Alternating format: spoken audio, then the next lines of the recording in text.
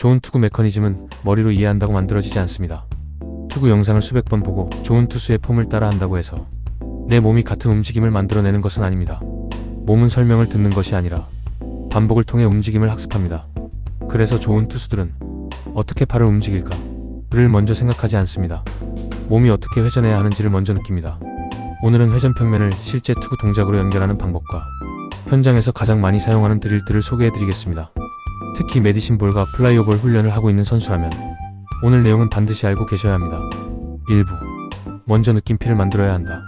많은 선수들이 드릴을 시작하자마자 이렇게 던지는 게 맞나요? 라고 질문합니다. 하지만 저는 먼저 이런 질문을 합니다. 몸이 어디로 회전하는지 느껴지나요? 투구는 팔을 움직이는 운동이 아닙니다. 몸을 회전시키는 운동입니다. 그래서 가장 먼저 만들어야 하는 것은 동작이 아니라 감각필입니다. PVC 파이프나 모빌리티 스틱을 사용하는 이유도 근력을 키우기 위해서가 아닙니다. 몸이 어느 방향으로 회전해야 가장 큰 각속도를 만들 수 있는지를 직접 느끼기 위해서입니다. 사이드암이든 34든 오버핸드든 원리는 같습니다. 골반이 먼저 움직이고 몸통이 따라오며 팔은 그 회전을 따라 자연스럽게 풀려 나옵니다. 암슬롯만 다를 뿐 회전의 원리는 모두 같습니다. 2부. 자세 파스처가 모든 것을 결정한다. 회전 평면은 투구를 시작하기 전에 이미 결정됩니다. 바로 자세 파스처입니다. 예를 들어 오버핸드 투수가 너무 일찍 몸을 기울인다고 생각해 보겠습니다. 하체는 아직 회전하지 않았는데 상체가 먼저 무너집니다. 그러면 골반에서 만들어져야 할 힘이 몸통으로 제대로 전달되지 못합니다. 결국 팔이 그 힘을 대신 만들어야 하고 회전 평면도 무너지게 됩니다.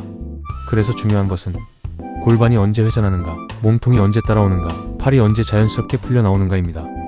결국 좋은 투구는 힘의 문제가 아니라 타이밍의 예술입니다. 3부. 메디신 볼과 워터백 훈련에서 가장 많이 하는 실수. 현장에서 가장 많이 보는 실수가 있습니다. 메디신 볼을 멀리 던지려고만 하는 것입니다. 하지만 메디신 볼 훈련의 목적은 멀리 던지는 것이 아닙니다. 실제 투구를 얼마나 비슷하게 재현하느냐입니다. 훈련할 때는 항상 4가지를 확인해야 합니다. 첫 번째, 암슬롯이 실제 투구와 같은가? 두 번째, 척추의 자세가 같은가? 세 번째, 회전 방향이 같은가? 네 번째, 힘이 전달되는 방향이 같은가? 이 4가지가 실제 투구와 비슷할수록 몸은 같은 움직임을 반복해서 학습합니다.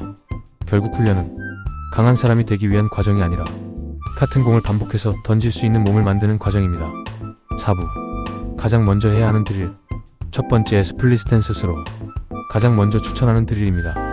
순서는 아주 단순합니다. 골반, 몸통, 팔, 공.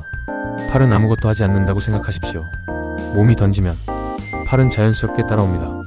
많은 선수들이 팔을 먼저 움직이려고 하지만 좋은 투수는 몸이 먼저 움직입니다. 두 번째, 해프스로. 이번에는 동작을 줄입니다.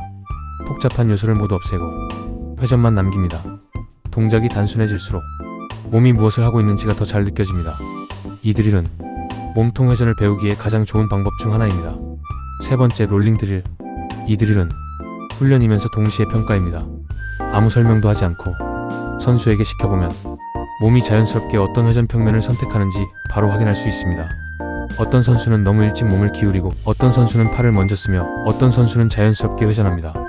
즉, 롤링 드릴은 몸의 습관을 보여주는 드릴입니다. 네 번째, 점프 스로. 제가 가장 좋아하는 드릴 중 하나입니다. 몸의 균형이 무너지면 사람은 팔을 억지로 사용할 시간이 없습니다. 몸은 가장 효율적인 회전을 스스로 찾아냅니다. 그래서 점프 스로를 보면 몸이 정말 원하는 움직임이 무엇인지 알 수 있습니다. 몸은 가장 효율적인 해결책을 선택합니다. 우리가 해야 할 일은 그 움직임을 반복해서 학습시키는 것입니다. 5부. 플라이오볼 드릴에서 반드시 확인할 것. 플라이오볼을 할 때도 가장 먼저 해야 할 것이 있습니다. 벽 가까이에서 자신의 암슬롯을 먼저 설정합니다. 그리고 항상 같은 회전 평면으로 던집니다. 여기서 공이 가장 좋은 코치가 됩니다. 팔로 밀어 던지면 공은 얼굴 쪽으로 튀어 올라옵니다. 팔이 뒤처지면 공은 아래쪽으로 떨어집니다. 공의 방향이 몸의 움직임을 그대로 보여주는 것입니다. 이런 외부 피드백은 몸이 잘못된 움직임을 스스로 수정하도록 도와줍니다. 좋은 코치는 몸이 스스로 배우게 만드는 사람입니다. 오늘 소개한 모든 드릴은 결국 하나의 목적을 가지고 있습니다. 몸이 먼저 회전하고 팔은 그 회전을 따라오게 만드는 것. 좋은 투수는 팔을 조작하지 않습니다. 몸이 먼저 움직이고 팔은 마지막 연결고리가 됩니다. 회전 평면이 일정할수록 구속은 높아지고 제구는 안정되며 반복성은 좋아지고 불필요한 관절 부담도 줄어들 수 있습니다. 오늘부터 훈련할 때는 팔을 어떻게 움직일까를 먼저 생각하지 마십시오. 대신 내 몸이 같은 회전 평면을 반복하고 있는가? 이 질문부터 스스로에게 던져보시기 바랍니다. 저는 1분 트레이너였습니다. 감사합니다.